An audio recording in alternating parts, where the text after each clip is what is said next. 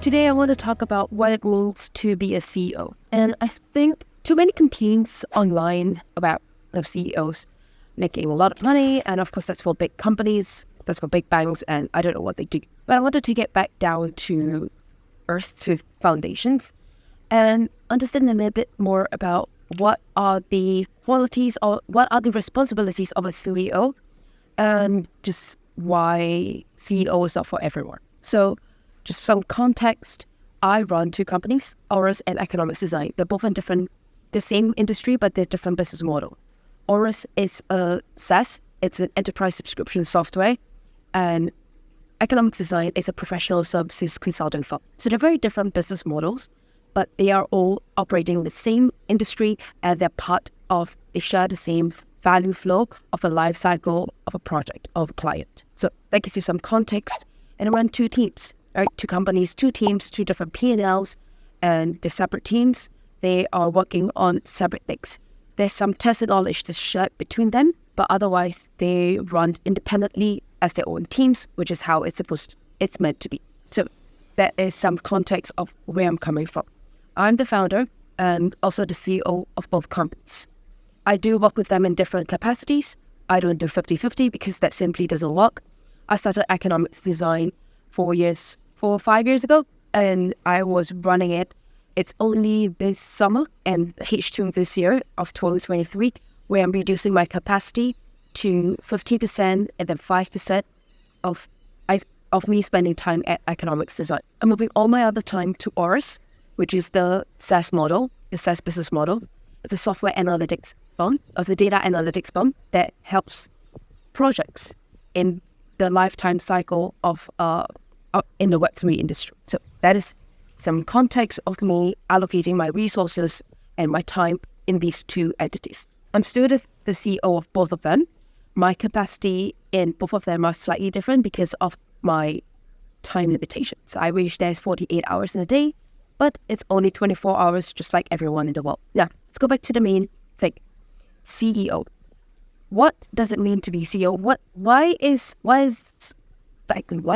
does it mean to be a CEO? What the hell do you do? What the hell do I do? And I must do a caveat. I must make a caveat saying that I run small companies, right? Economics Design has 13 people.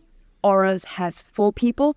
And so, of course, the capacity is going to be extremely different to your HP, your Intel, your Deutsche Bank, your trading firms, like big, huge companies. So everything I say, it's only my experience and my understanding and my experience is running these two companies. So I would say a CEO does 3 things. That's the only role is to do 3 things. Everything else is secondary. Number 1, which is something I tell my team a lot, is my job is to think 3 steps ahead. That's all. How do we navigate the market space? How do we react to macro conditions? The last thing I want to do is to pivot every 3 months. And I know that because before I started Economics Design, I was working for this tech startup. They were pivoting every single quarter. It's impossible to make long-term plans because the CEO and the COO, they had no idea where the company was going. They were pivoting every 3 months trying to find product market fit. That was very disruptive to the culture. It was very disruptive to the business model. That was very disruptive to the kind of partnerships and strategies they were building for the company. So I think, at least that's what I do as a CEO of both companies, is to make sure that I'm always thinking 3 steps ahead. We don't make sudden pivots. We make gradual shifts and changes according to the macro market. And I would say we've been through a lot of ups and downs, a lot of different changes, macro changes, a lot of macro conditions, a lot of internal shifts as well, a lot of lessons learned. And we're still here. We're still surviving as a company. We're still working hard. We're still working with clients. We're still building. We're still growing. So that's a useful responsibility. That's an important responsibility, in my opinion, to think 3 steps ahead. And that is a bit more like the long-term plan. Then you have your management team that thinks 2 steps ahead, which is your mid-term plan of, okay, if this is where we're going to go, how we're going to pivot, what we're going to do, what is going to be our milestones, because the macro market changes. The milestone of the next X number of quarters could have some slight shifts and tweaks. And how does it impact the short term, which is 1 step ahead? The short term, which is the people on the ground, the most important part of the team, where they're building, they're growing, they're selling, they are working on projects. So how do they adapt to what's going to come in the next 2 and 3 steps? So that's number one, the main job. Think 3 steps ahead, anticipate what's going to change, what's going to come, and help to shift towards that change. That's why I really love time. I think that's the most beautiful power in the world. Time, when you can anticipate what's going to come, just go with time. Time will help you to review who you are, what you do. So number one, think 3 steps ahead.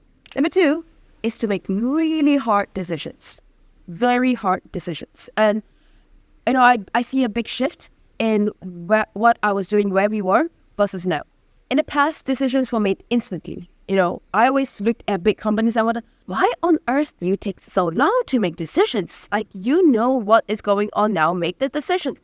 And that was us when we were small. We were nimble, we were small, we could make decisions instantly. Today, I make a lot of hard decisions, way harder decisions, and it's no longer just making a decision right now. I have to think about the different perspectives, the different stakeholders, how does it impact short, mid, and long-term effects? How does it impact morale of the team? How does it impact investors coming in? How does it impact services that we're going to provide? How does it impact the skill sets of the team? How does it impact the clients that we have right now and the clients we want to take in the future? So there are a lot of different perspectives to think about, to understand, to make the best decisions. In the past, we were smaller, much more nimble. It was easier to make the decisions because there were less at stake, there were less stakeholders. As the team got bigger, as we had more on the table, it became a bit of a challenge to make the right decisions because what is right might not be right for someone else. So as a CEO, it's not about, I'll make the best decision for me or best decision for the company. I need to think about what's the best decision for the different stakeholders, for the customers, for the team, for the investors, for the other stakeholders, for everyone around. So it's really hard decisions. It's never easy. And it takes me, most of the times what I do now is I get all the information.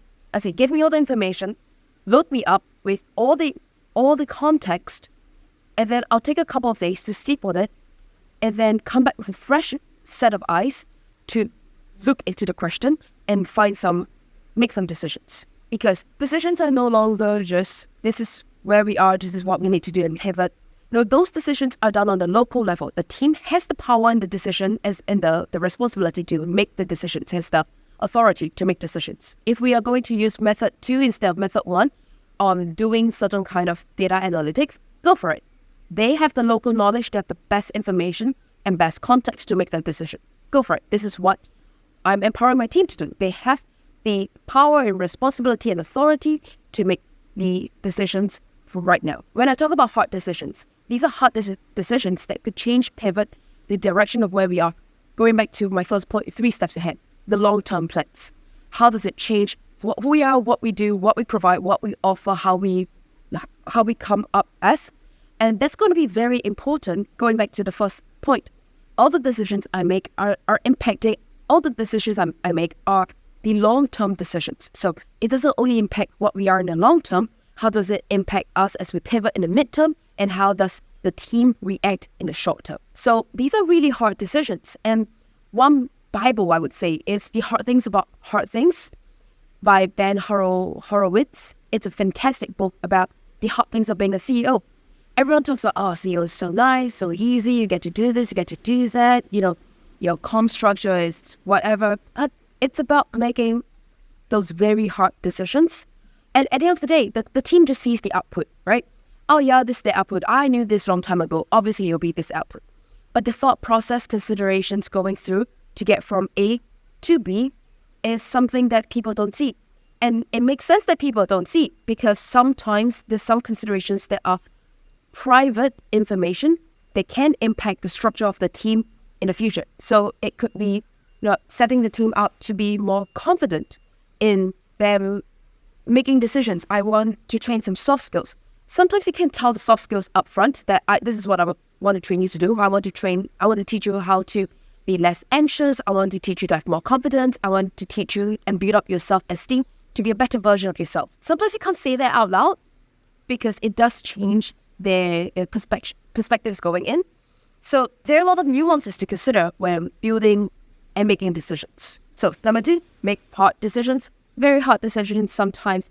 I really hate what I do because life is really very hard. I don't want to spend extra brain power and some insomnia. I sleep very easily, but when I have to make hard decisions, I do notice that I don't sleep as well, and my body starts to react, and I fall sick, or I just feel very uncomfortable. So, yeah, making hard decisions is number 2. So number 1 is think 3 steps ahead. Number 2, make hard decisions. And number 3 is another big thing that I think people don't realize is to fight fires, to solve problems when they come up, solve more important problems. So what do I do by that? So one of the main jobs is to help resolve mistakes. Everyone will make mistakes. I make a lot of mistakes in my life. I make a lot of mistakes making decisions as well. I make a lot of mistakes in general. But through mistakes, this is how we learn. This is how we grow. And I extend this failure embracing culture to the team. It's 100% okay to make mistakes and solve it and deal with it. Deal with the consequences when the mistakes are made. Of course, reduce the probability of making mistakes, but still, go ahead, make mistakes. This is how we grow. This is how we learn. There are a lot of things we're doing new for the first time, even first time in the industry. Back then, economics design or token economy or economy design was not something that people talk about. And there were a lot of mistakes I made along the way. The model that you see, the framework that you see today, has been iterated like 6 times. So, of course, I make a lot of mistakes, but that's how we learn, that's how we grow. If we don't make mistakes, then we're doing something wrong. So, how do I come in? There's some smaller mistakes that, fine, the team can just come in, deal with the consequences, step into it. But sometimes when the mistakes get bigger, this is where I come in. Come in to solve problems, to deal with mistakes, to deal with consequences. And it's not to blame anyone. This is my job, literally. My job is to protect the team. It's like the mother hen and the chicks behind. They can make mistakes, they can eat dirt, they can vomit. But when the wolf comes and touch the chicks, then the mother hen will fight the wolf off. So it's okay to make mistakes. And when the mistakes got a bit bigger, it's my duty to step in to fight the fire and solve the mistakes and rectify whatever that's happened. So that's what I do. Of course, the whole point of planning 3 steps ahead is to reduce the severity of making hard decisions, to reduce the consequences of mistakes. And so I say number 1 priority is to think 3 steps ahead. That being said, it's okay. It's all part of life. I will make mistakes. The team will make mistakes. People will make mistakes. And it's about dealing with it. And so that is my job. That's my responsibility as a CEO, at least in the context of the 2 companies that I run. Firstly, think 3 steps ahead. Secondly, make hard decisions.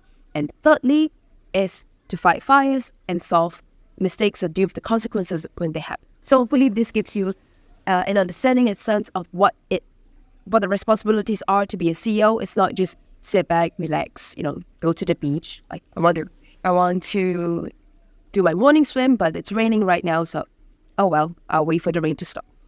But there are a lot of nuances that comes into it, and some people take a short time to make decisions, hard decisions, because they have practiced that before. Sometimes I make decisions just through sleeping one night, and I can come up to a reasonable conclusion, a reasonable decision, because I've done this many, many times.